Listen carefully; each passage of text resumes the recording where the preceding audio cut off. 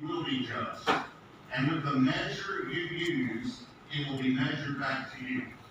Now, I just want to ask you a simple question. Is the word money anywhere in those two verses? No. And the context is judging. Don't judge, or you'll be judged. Okay? Now, I want us to commit to short-term memory, the first phrase and the last phrase. And I'd like you to just say it after me. Judge not, and you will not be judged. Judge not, and you will not be Right, judged. this is all the campuses and all the churches by simulcast, right? And with the measure you use, it will be measured back to you. Say that. And the measure you use, it will measure back. Now flip over to Luke 6, okay? Now let's say one more time. Judge not, you will not be judged. Judge not, and you will not be With judged. the measure you use, it will be measured back to you. With the measure you use, it will measure back to you. Okay, look at the first sentence of verse 37. Luke 6:37. Judge not, and you will not be judged. Judge not, and you shall not be judged. Thank you. Okay. Luke And then 6:37. look at the last sentence of verse 38. For with the same measure you use, it will be measured back to you. Now, I want you to understand this is a parallel passage, but I'm going to show you a verse in the middle. And in my opinion, many times the context is not understood. Okay, so Luke 6:37 and 38. Judge not, and you shall not be judged. Condemn not, and you shall not be condemned. Forgive, and you will be forgiven. Now look at verse 38. Give, and it will be given to you. Good measure, pressed down, shaken together, and running over will be put in your bosom. For with the same measure you use, will be measured back to you. Now, let me just make a statement. This might shock you. The word money does not appear in those verses. And yet, most of the time, when we hear Luke 6:38, we think about money. As a matter of fact, when we think about the word give, we think money. I was being interviewed by a magazine a while back, and they said, how often do you preach on giving? And I said, every week.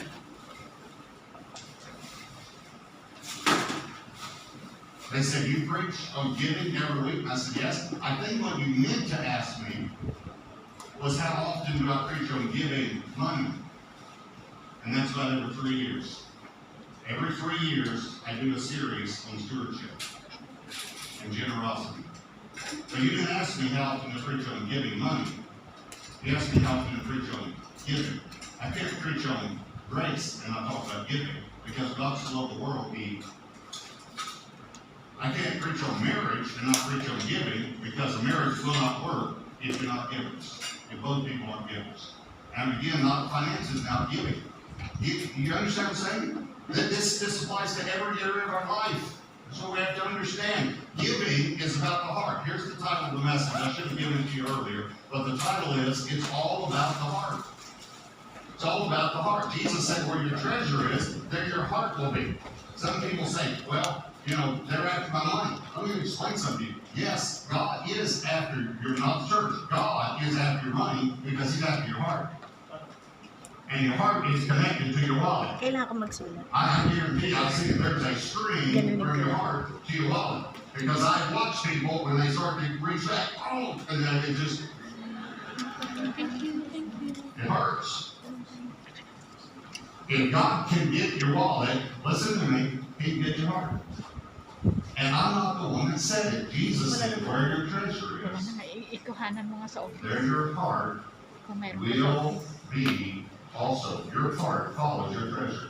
You put your treasure in a stock, you put some money in a stock, you'll start going on the internet checking to see how that stock's doing. You never checked it before.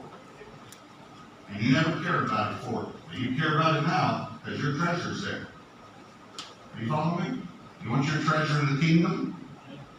You want your heart in the kingdom? You put your treasure in the kingdom. Okay, so it's a heart issue. Because he's talking in these verses about judgment, condemnation, and forgiveness. Don't judge, or you'll be judged. Don't condemn, or you'll be condemned. And then he says forgive, and you'll be forgiven. And then he says give. Hey, what's he saying though? Give judgment, and judgment will be given back to you. And here's the part I don't hear a lot of preaching on.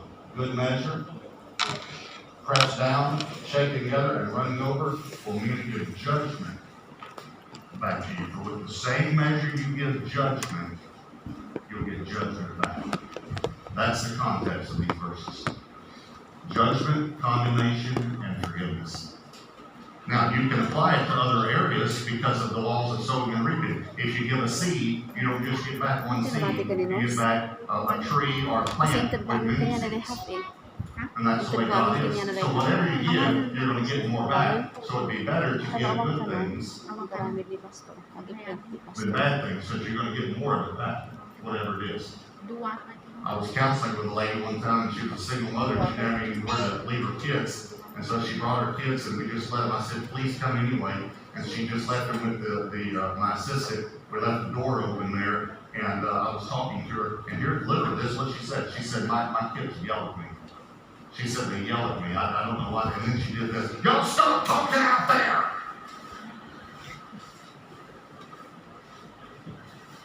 I don't know why they yell at me. I said, Luke 6:38, get yelling, and yelling will be given back to you. Okay, all right. Now, if you can flip Deuteronomy 15, how are you going to develop a heart of generosity? Well, way back Deuteronomy 15, God tells us what we need to do. 4 things we need to do. Because it's all about the heart, all right? So, Deuteronomy 15, look at verses 7 and 8. If there is among you a poor man of your brethren, within any of the gates in your land which the Lord your God is giving you. Notice God's giving you the land, by the way. Notice the word giving. You shall not harden your heart. It's about your heart. Nor shut your hand from your poor brother, but you shall open your hand wide to him, and willingly, that would be about your heart, lend him sufficient for his need, whatever he needs. Okay, so there are 4 things that we need to do if we're going to become generous givers. Here's number 1. Deal with a selfish heart. Deal with a selfish heart. Look at verse 9. Deuteronomy 15, verse 9. Beware lest there be a wicked thought in your heart. Notice heart again. Saying, the 7th year, the year of release is at hand, and your eye be evil against your poor brother, and you give him nothing. And he cry out to the Lord against you, and it become sin among you. Notice selfishness is wickedness in God's eyes, and it becomes sin. Now here's what he's saying. He's saying, now when your brother comes and asks to borrow from you, you open your hand and willingly lend to him. You open your heart to him. But don't let there be this wicked or selfish thought in you that says, man, this is the year of Jubilee. That means all debts will be canceled. In other words, if you came and said, hey, I need to borrow some money, my crops were bad this year, and you thought, you know what, 6 more months is the year of Jubilee. If he can't pay me back in 6 months, then I have to cancel his debt. See, God implemented an economic system where all debts were canceled every 7 years. How many of you would like to re-implement that economic system? Okay. So if you thought, I'm not going to do this because he might not be able to pay me back. God said, don't do that. Don't think that way. And here's what he called it. He calls selfishness wickedness. He's telling the people of Israel, listen, I don't want you to do this. I want you to be generous like I'm generous. Yeah, let me ask you a question. I asked the Bible college class this one time. Why did God create giving? You ever thought about that? Because God did. It's all through God's word. So why did God invent or create giving? And the overwhelming answer was to support his work. And I said to them, I want you to think about this. I said to these college students, I said, do you really think? Now when you think about this, because it's funny to me, do you really think that God needs your money to support his work? I mean, it is the light bill, in heaven, too big for God? They running out of gold for the streets. I mean, cattle on 1,000 hill, he's running out of cow. I mean, you know what? God needs you. No, listen, God did not create giving for his sake. He created giving for your sake. Giving more than any other activity that a believer does works selfishness and greed out of our lives. This is why I don't like much of the preaching I hear on giving, because it's give to get. Giving you'll get, giving you'll get. And let me tell you what that does. It actually works selfishness and greed back in your life. And how do you think God feels? When the preacher preaches, giving you'll get, and people say, well, I want to get, so I'm going to give. I wonder if God is thinking, well, this is great. All of my people are catching the revelation of getting. No, we need to catch the revelation of giving. Now, I do want to say, it drives selfishness out of our lives. We have to deal with a selfish heart. I do want to just say, just for a moment, ladies, that there's an area of selfishness that men never grow out of. I just want you to know, okay? We do not want to share our food. And for some reason, you want our food. And I don't understand it. And we do not want to share our food. The very first time, Pastor Tom and Jan Lane sitting on the front row, Jan said, I knew you were going to say this, sitting right there. The very first time I went to dinner with them, we were going around the table ordering, I ordered, and Jan said, oh good, I've been wanting to try that.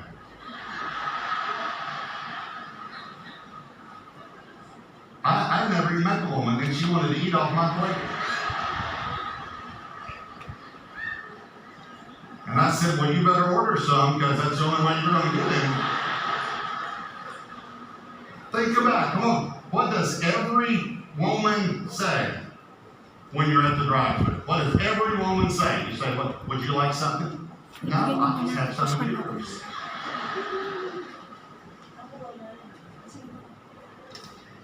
No, you won't. I'll buy you 2 orders of fries, but you're not getting any of my fries. And the fries that fall in the bottom of the bag are mine too. So point number 1 is deal with a selfish heart. I don't know if that's directed just to the men or to all of us, all right? Here's number 2, deal with a grieving heart. Grieving heart. Now he's talking about money, he's talking about giving.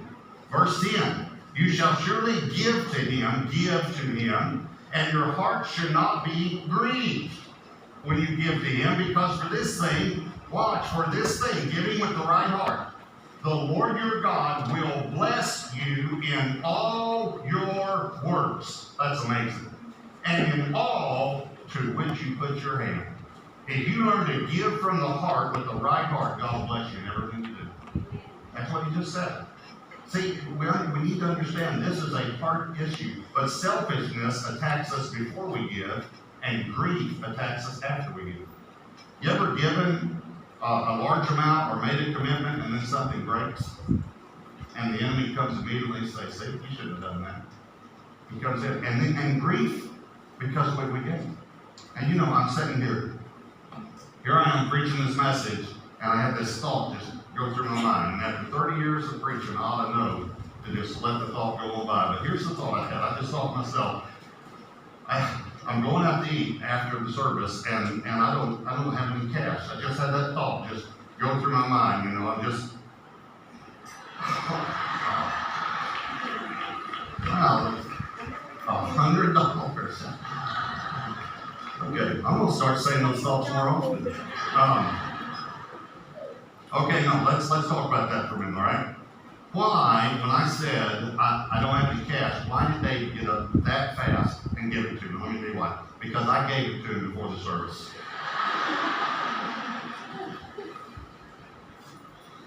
It's my $100.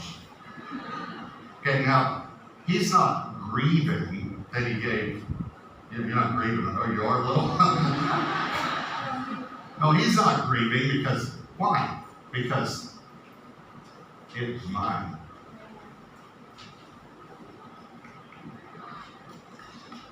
See, the reason that we grieve after we give is because we thought it was ours. And the earth is the Lord's, fullness thereof. So when we give back to God what is already His, then we don't grieve over it. So, deal with a grieving heart. Here's number 3. Develop a generous heart. Develop a generous heart. Look at verse 14. You shall supply him liberally, generously, from your flock. Watch, from your threshing floor and from your winepress. Now watch this. From what the Lord has blessed you with, you shall give to him. God wants us to be generous. We were born selfish. We are born again generous. We just have to renew our minds. You think about it. You really want to be generous. Now, we read Luke 6 a moment ago. If we were to go back and read the context again and back up a little more, and we're not going to do that right now, but you can do that. You go back to around verse 30. Here's what it says. Give to everyone who asks of you. And from him who takes your coat, give him this too. And it's just the whole context is lend to people, even hoping not to receive anything in return. What he's doing is dealing with the heart. It's the first thing we have to try to teach our children. I want you to think about that. What do you have to try to teach your children that is so hard to teach your children? Share. Share. No, we share. And what happens? A little neighbor boy comes over to play, and the neighbor boy picks up a toy. What does your boy do? Drops the toy he's playing with, runs over and says, I was playing with that, I was playing with that. Right? And the neighbor boy says, okay, so he goes there and picks up something else, and your boy runs over, I was playing with that too, I was playing with that too. You realize what God is saying to all his children? When are you going to grow up? When are you going to grow up? When are you going to become like your father? That so loved that he gave. You know, I heard a story of my son Josh and his daughter-in-law Hannah told me a while back. They have 2 children, Brady, who's 7, and Willow, who's 4. And they got in the car. Hannah picked them up from church, and Willow said, Mommy, did you know that there was a woman in the Bible that only had 2 pennies, and she gave both of them to God? And Hannah said, yeah, that's a wonderful story. And Willow said, I want to give something to God. So Hannah said, well, pray and ask the Lord what he wants you to give. And so